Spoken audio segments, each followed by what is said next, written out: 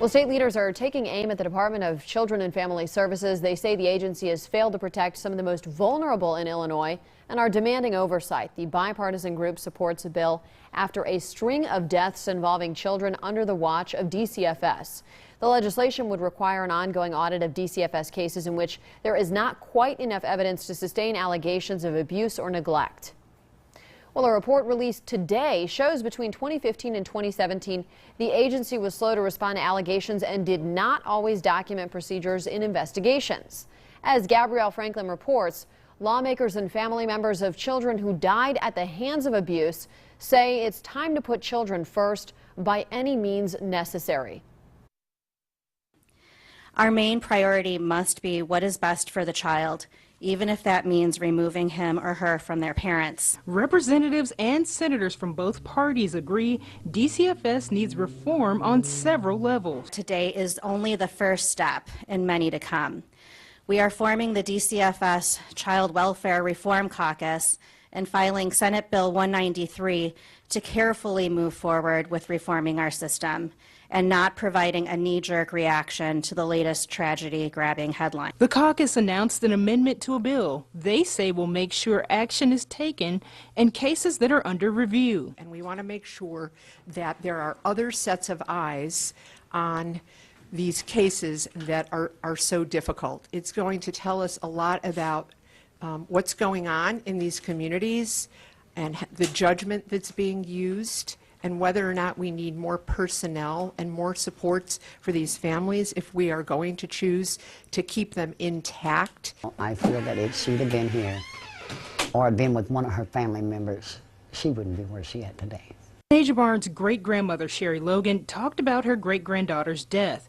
DCFS had been involved with Barnes' family several times. Police say the toddler was found dead, wrapped in a dirty blanket, and starved. Logan says DCFS should not only take a thorough look into cases of kids living with abusive parents, she says the agency needs to follow up more often. These babies that are dying, people taking their babies and taking them into another field away from their house and dropping them off just because they dead. They beat them to death or something. That's sad. That's sad that DCFS ain't on them. Be on them. Well, while flooding can be devastating to homes and roads, Matt Sheehan found that the natural cycle of flooding can actually be beneficial to wildlife in the Illinois River.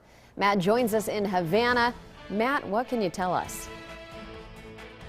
Flooding is usually seen as a negative thing, and in most cases, it is. But when it comes to natural wildlife in the Illinois River, it can actually be seen as a positive thing. When it does flood like this, a lot of them are poised to take advantage of it.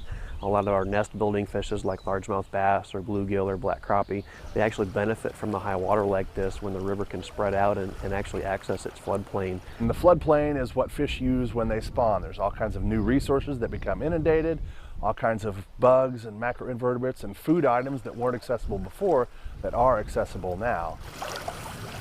Solomon says this is the perfect time for fish to flourish in floodwaters. All of fisheries, life history is kind of built on this flooding in the river. They respond to this historically, so it's happening at the right time for them this year. Director of the Illinois River Biological Field Station, Jim Lamer, says that he hopes the river levels go down quickly so his crews can get back onto the river to continue their research. Without access to our facilities and our equipment, it'll make it a little more difficult. If the water becomes too high, it'll restrict access to boat ramps, allow us to get out there and do our job. Scientists at the Illinois Natural Research Survey say it'll be about 2 months before they can get back on the river and continue their research when it's going to be back to normal. But until then, they will continue their research at their facilities. In Havana, I'm Matt Sheehan. Millions of dollars are now available to help minority business owners. The Pritzker administration announced the 2 new grants today. They'll be given to those looking to create jobs, increase revenue, and expand regionally. He says people can apply online, and that website is on our website at ciproud.com. Officials in Tazewell County are considering eliminating some precincts. Out of the current 135, officials were looking at cutting 15 precincts. But after a workshop yesterday, they now say the number is closer to 25. County Clerk John Ackerman says fewer precincts means less money spent on election judges.